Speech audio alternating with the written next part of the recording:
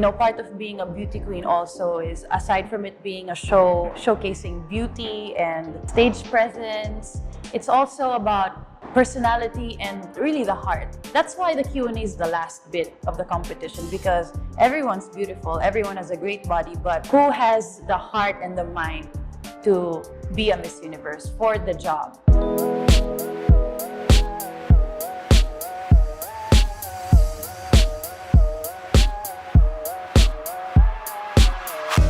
I think it's the same.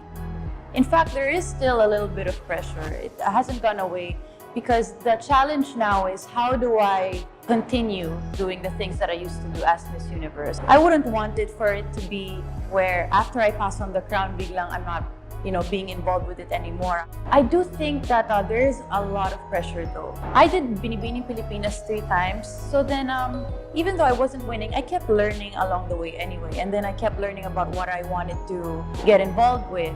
And so I felt like when it was time for me to compete at Miss Universe, I already felt like I was at ease with the whole beauty queen life, and then doing the charity work, because I've done it for a while already. Like, it felt natural to me already. But thinking na, paano kaya yung mga new aspirants, like the new beauty queens? Definitely, I think it puts a little bit of pressure, but maybe that's what we need.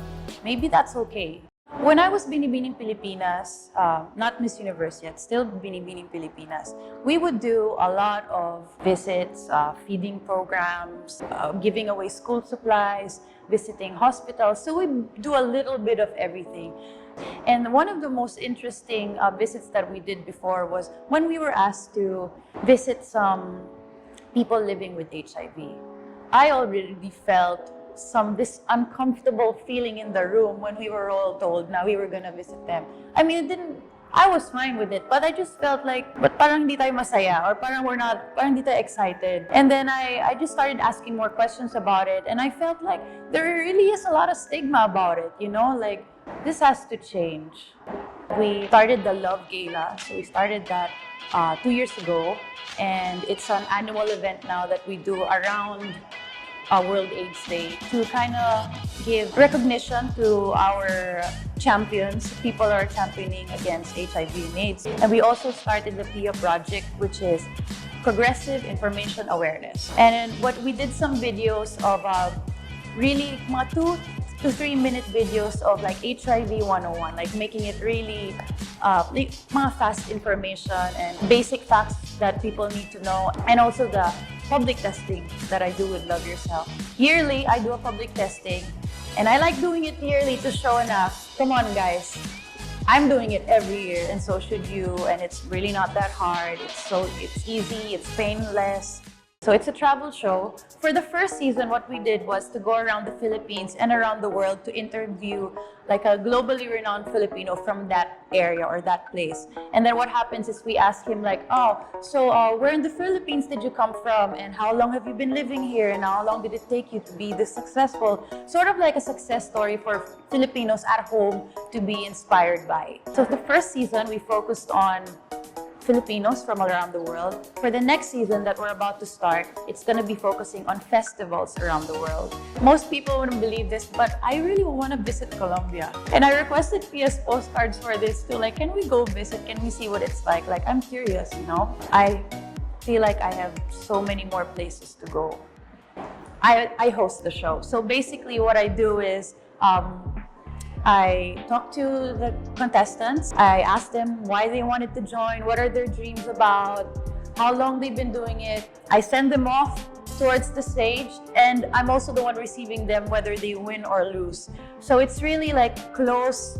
I have close contact with the contestants, and I talk to them about their dreams. It's hard when, I have to receive them while they're in tears or crying, or especially when it's kids that I have to comfort. That's particularly challenging. So we actually did the fitting here in this exact studio. They asked me if I wanted to have my own wax figure at Madame Tussauds, and I said yes right away. It was so fun. They really check everything, the color of the strands of your hair here, at the back, sa ilalim, the color of your eyes, your skin, everything. So they'll take it to Manila first. So we'll do a launch here for all of our kababayans to see. And then we'll take the wax figure back to Hong Kong. So excited about that.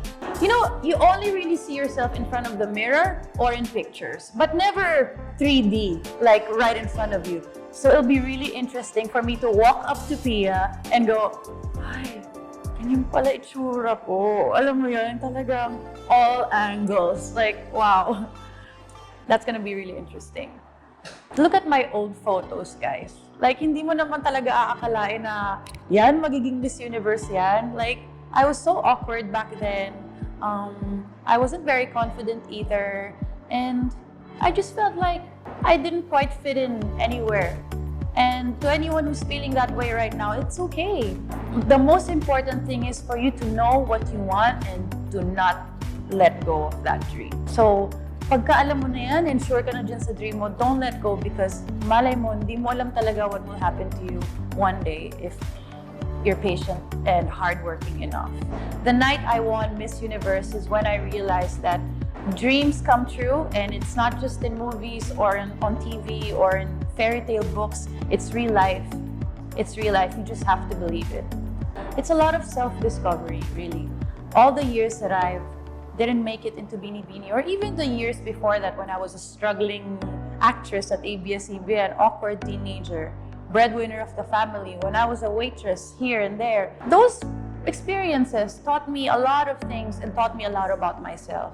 Now, if I didn't go through any of those struggles before, I wouldn't be here right now. At hindi ko malalaman na, oh, this is what I want pala, and this is what I want to be, this is what I want to learn, that's what I want to look like, this is who I want to become. There's so many things you realize each time you trip, and that's how I probably learned.